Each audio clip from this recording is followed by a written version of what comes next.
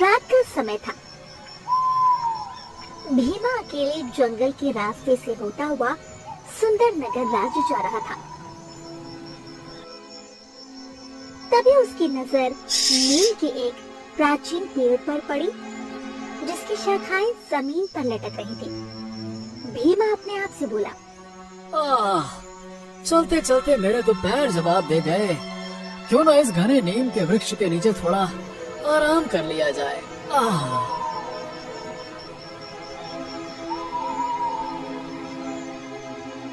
भीमा पेड़ के नीचे बैठने ही वाला था कि तभी उसके कानों में एक आवाज टकराई। मेरा नाम उल्लू है। इसके नीचे बैठने से पहले तुम्हें एक सवाल का जवाब देना होगा।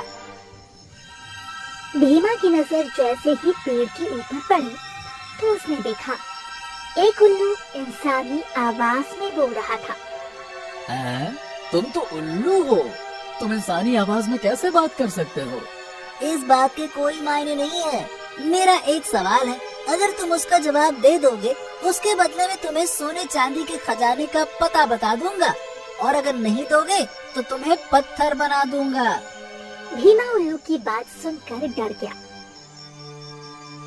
जैसे ही वो भागने को हुआ वो अपनी जगह से हिल भी नहीं सका। अब तुम यहाँ से मेरे सवाल का जवाब दिए बगैर नहीं जा सकते।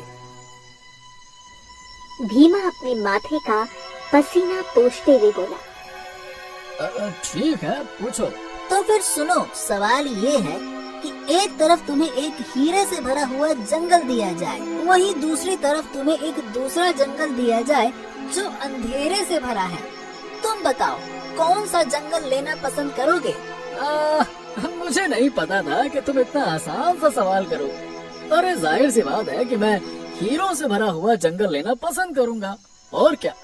भीमा की बात सुनकर अचानक उल्लू की आंखों से लाल रंग की किरणें निकली और भीमा पत्थर सा बन गया।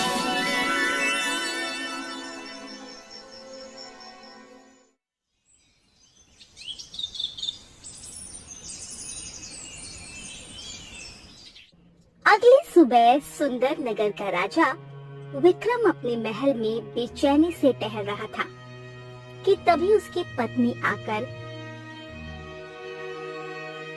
उससे बोली, क्या हुआ जी, आपके चेहरे पे ये चिंता की लकीरें क्यों दिखाई दे रही है? अब तुम्हें क्या बताऊं रूपवती, कल दूसरे राज्य से मेरा एक गुप्तचर कोई संदेश लेकर मेरे पास आने वाला था। वो अभी तक मेरे पास नहीं पहुंचा। तभी राजा विक्रम का मंत्री दौड़ते हुए राजा विक्रम के पास आकर बोला, महाराज, महाराज, जिस बात का डर था वही हुआ। पहेलियां मत बुझाओ मंत्री, सीधे सीधे बताओ कि आखिरकार क्या हुआ है। महाराज, हमारे गुप्तचर भीमा को कल रात हमारे राज्य के कुछ नागरिकों ने उसी रास्ते से महल की ओर आते हुए देखा था, जिस रास्ते में वही नीम का घना पेड़ पड़ता है।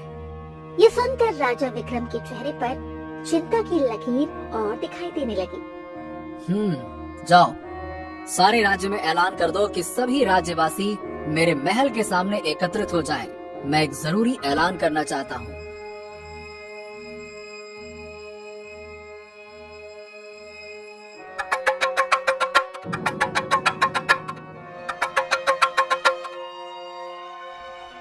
कुछ देर में सारे सुंदर नगरवासी महल के सामने एकत्रित हो गए। राजा अपने महल के छत पर सभी लोगों से खड़ी होकर बोला, सुंदर नगर के वासियों, आज मैं ये ऐलान करता हूँ कि तुम में से कोई भी व्यक्ति उस रास्ते से नहीं जाएगा जिस रास्ते से वो घना प्राचीन नीम का पेड़ पड़ता है। अगर कोई व्यक्ति वहाँ से आता हुआ या जाता हुआ दिखाई दिया तो तुम सबका कर्तव्य है कि उसे वहाँ जाने से रोकें, ठीक है? इतना कहकर राजा अपने कमरे में बेचैनी से आकर टहलने लगा कि तभी राजा की पुत्री तारा और उसका पति, जो कि दूसरे नगर का राजकुमार था, राजकुमार जयदीप राजा से बोला, उस नीम के पेड़ के बारे में तो तरह तरह की अफवाहें मैंने भी सुन रखी हैं। आखिर इसका क्या रहस्य है? कहते हैं कि उस नीम के पेड़ के ऊपर एक सुंदर सा उल्लू रहता है जो लोगों से एक अजीबोगरीब सवाल करता है और निर्दोष मासूम इंसानों को पत्थर बना देता है। अगर ऐसी बात है तो फिर मैं आपके राज्य की प्रजा को उस जादुई उल्लू से मुक्ति दिलाऊंगा। नहीं राजकुमार, ऐसी गलती से भी मत करना। अरे नहीं महाराज, मुझे मत रोको, मैं भी उस उल्लू के सवाल को सुनना चाहता हूँ। तभी राजकुमार की पत्नी तारा राजकुमारी से बोली, मैं भी आपके साथ चलूंगी। आप मेरे पिता के राज्य के लिए इतना सब कुछ कर रहे हैं, तो मेरा भी तो कुछ कर्तव्य बनता है।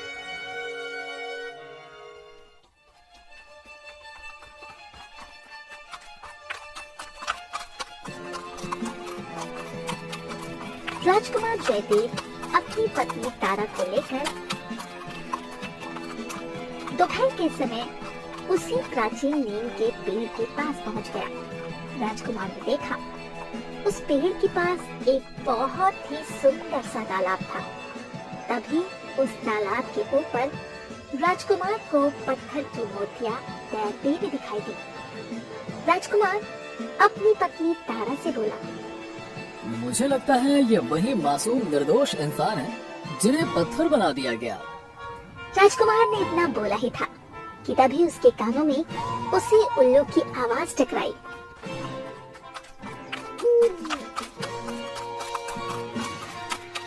क्या बात है, अब तक तो राजा विक्रम की प्रजा और कुछ मूर्ख इंसान ही यहाँ पर आते थे। आज तो महाराज का दामाद और उनकी पुत्री स्वयं यहाँ पधारे हैं। क्या बात है। मैंने सुना है कि तुम यात्रियों से एक अजीबोगरीब सवाल करते हो और पत्थर बना देते हो उन्हें। हाँ, क्योंकि वो मेरे सवाल का जवाब नहीं दे पाते। अच्छा, पूछो, क्या सवाल पूछना चाहते हो? बड़े निडर हो राजकुमार, लगता है तुम्हें अपने ऊपर काफी भरोसा है। जादुई उल्लू ने राजकुमार और तारा से वही सवाल किया जो उसने भीमा से किया था। सवाल ये है कि एक तरफ तुम्हें एक हीरे से भरा हुआ जंगल दिया जाए, वहीं दूसरी तरफ तुम्हें एक दूसरा जंगल दिया जाए जो अंधेरे से भरा है। तुम बताओ कौन सा जंगल लेना पसंद करोगे? तारा आहिस्ता से अपने पति राजकुमार जयदेव से बोली, ये तो बहुत ही आसान सवाल है, इसका उत्तर तो आप आसानी से दे देंगे। जाहिर सी बात है, कोई भी इंसान अंधेरे का जंगल क्यों चुनेगा, वो तो हीरो का ही जंगल चुनेगा। नहीं तारा, कुछ तो रहस्य है। राजकुमार उस जादुई उल्लू से बोला, मैं अंधेरे से भरा हुआ जंगल चुनूंगा। राजकुमार का सवाल जवाब सुनकर उल्लू बुरी तरह से चौंक पड़ा। हाँ, तुम पहले इंसान हो जिसने सही उत्तर दिया, लेकिन शायद तुम नहीं जानते, तुम्हें इस उत्तर के बदले में उस अंधेरे से भरे जंगल में जाना होगा और साथ ही साथ तुम्हारी पत्नी को भी। मैं तुम्हारी बात का मतलब नहीं समझा। मैं भी जानना चाहता हूँ कि उस अंधेरे से भरे जंगल में आखिर ऐसा क्या है। अचानक उस नीम के पेड़ पर एक रास्ता बन गया। राजकुमार जयदेव समझ गया कि अंधेरे जंगल में जाने का रास्ता यही है। राजकुमार जयदेव अपनी पत्नी का हाथ पकड़कर सीधे उस रास्ते के अंदर चला गया। कुछ ही पलों में राजकुमार जयदेव और उसकी पत्नी ने स्वयं को एक बड़े ही भयानक जंगल में पाया, जहाँ के वृक्ष किसी राक्षस की भांति मालूम पड़ रहे थे। ये कैसा जंगल है जयदेव? यहाँ तो अंधेरे के अलावा कुछ भी नहीं है। क्या यहाँ पर सूरज नहीं निकलता? तभी राजकुमार जयदेव और तारा के कानों में बहुत से लोगों की चिल्लाने की आवाजें टकराई। तारा, इस जंगल में हमारे अलावा भी और भी इंसान मालूम पड़ते हैं। हमें तुरंत वहाँ जाकर देखना चाहिए। लगता है उन्हें मदद की आवश्यकता है। राजकुमार जयदेव तारा को लेकर आवाजों की दिशा की ओर चलने लगा।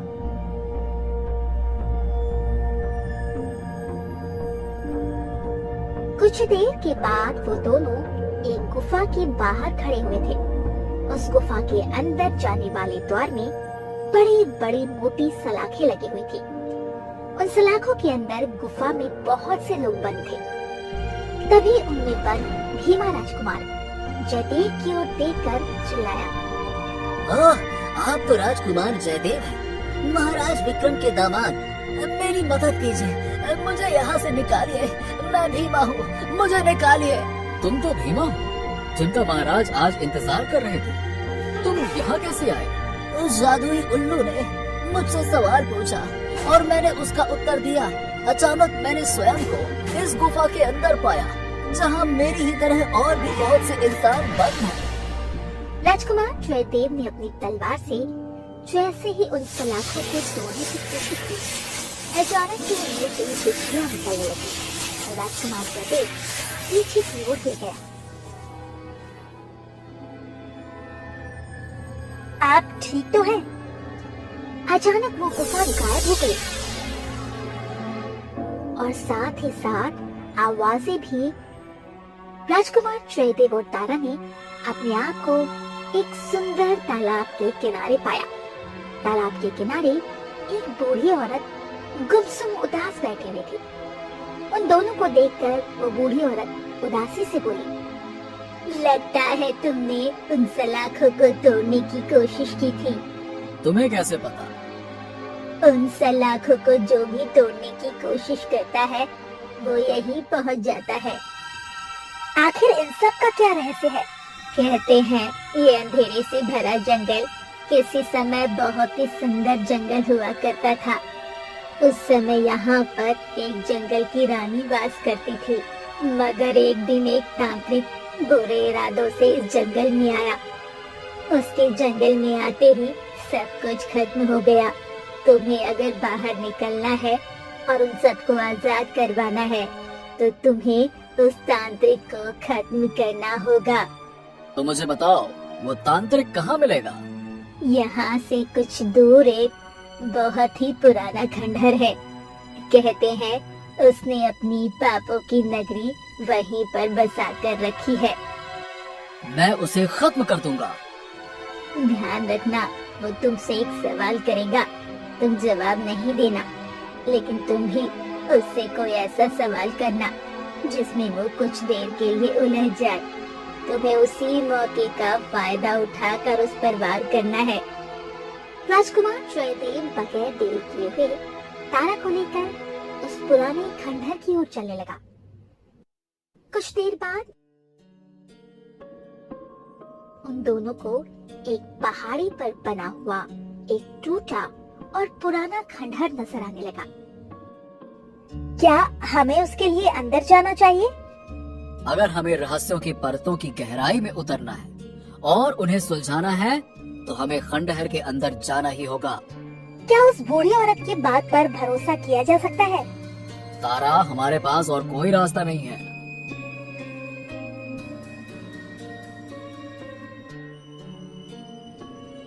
कुछ देर में वो दोनों उस टूटे हुए खंडहर के मुख्य द्वार पर खड़े थे। राजकुमार जयदेव और तारा ने जैसे ही उस द्वार के अंदर प्रवेश किया, अचानक दोनों ने स्वयं को एक काल कोठरी के अंदर खड़ा हुआ पाया। उस काल कोठरी के अंदर एक व्यक्ति काले कपड़े पहने हुए बैठा हुआ था। लगता है तुम वही तांत्रिक हो। तांत्रिक हंसता हुआ बोला, काफी समझदार हो राजकुमार। क्या तुम मुझे जानते हो? तांत्रिक सब जानता है। राजकुमार जयदेव तांत्रिक को ललकारते हुए बोला, मैं तुम्हें इसी समय युद्ध के लिए ललकारता हूँ। लेकिन पहले मेरे एक सवाल का जवाब तो दो। अगर तुमने उस सवाल का उत्तर दे दिया तो गुफा के अंदर सारे बंद इंसानों को मैं छोड़ दूंगा और इस अंधेरे जंगल में सूरज भी निकल आएगा। बोलो, कैसा सवाल? बताओ, इस आकाश में कितने तारे हैं? तांत्रिक का सवाल सुनकर राजकुमार जयदेव बुरी तरह से चौंक पड़ा और तांत्रिक की ओर बहुत गौर से देखने लगा। अचानक तांत्रिक बहुत जोर से हंसता हुआ उठकर खड़ा हो गया। तभी राजकुमार की पत्नी वहाँ से गायब हो गई। मेरी पत्नी कहाँ है? वहीं उसी गुफा के अंदर तुम्हारी पत्नी भी आम कैदियों की तरह ही बंद हो गई। राजकुमार जयदेव, ये तुम्हारा राज्य नहीं है, मेरा राज्य है और यहाँ पर मेरा आदेश चलता है। अरे तुम तो सवाल का जवाब दो। तांत्रिक ने इतना कहा ही था कि तभी राजकुमार जयदेव ने स्वयं को खंडहर की छत पर मौजूद पाया, जहाँ तांत्रिक उसे मुस्कुराते हुए देख रहा था। तुम्हें क्या लगता है कि तांत्रिक को हरा पाना इतना आसान होगा? क्या तुमने देखा नहीं, तुम्हारी पत्नी को बैठे बैठे मैंने गायब कर दिया और तुम्हारे पलक झपकने से पहले ही मैं तुम्हें इस खंडहर की छत पर ले आया। जानते हो मैं तुम्हें यहाँ पर क्यों लाया हूँ? तुम्हें यहाँ से धक्का देकर तुम्हारे प्राण लेने के लिए, समझे? तभी राजकुमार जयदेव मुस्कुराते हुए उस तांत्रिक से बोला, तुम दूसरों से सवाल करते हो ना, क्या मेरे एक सवाल का उत्तर दे सकते हो? बोलो। राजकुमार जयदेव की बात सुनकर तांत्रिक बुरी तरह से चौंक पड़ा। मेरे सिर्फ इतना ही कहने से तुम चौंक पड़े? तुम तो बड़े तांत्रिक हो ना, तो बताओ क्या तुम मेरे सवाल का उत्तर दे सकते हो? अगर नहीं दे सकते तो फिर इस जंगल को छोड़कर हमेशा के लिए चले जाओ। बोलो। तांत्रिक बुरी तरह से आवेश में आ गया और बोला, अच्छा, तांत्रिक सब जानता है। पूछो, क्या पूछना चाहते हो? पूछो। तुमने कुछ देर पहले मुझसे सवाल पूछा था कि आकाश में कितने तारे हैं। मैं तुमसे सवाल पूछता हूँ कि मेरे सर पर कितने बाल हैं। बताओ। तांत्रिक जयदेव के बालों को बहुत ही गौर से देखने लगा। उसके देखने के अंदाज से ऐसा लग रहा था मानो कि वो जयदेव के बालों को गिनने का प्रयास कर रहा हो और बहुत ही जल्द उसमें सफल भी होने वाला हो। अचानक राजकुमार जयदेव ने अपनी तलवार निकालकर उस तांत्रिक के ऊपर वार कर दिया। वार करते ही वो तांत्रिक एक काले रंग की झील में परिवर्तित होकर मृत होकर गिर पड़ा। तभी राजकुमार जयदेव ने देखा उस खंडहर के ऊपर आकाश में सूरज उगाया और वो अंधेरे से भरा जंगल देखते ही देखते एक बहुत ही सुंदर जंगल में परिवर्तित हो गया।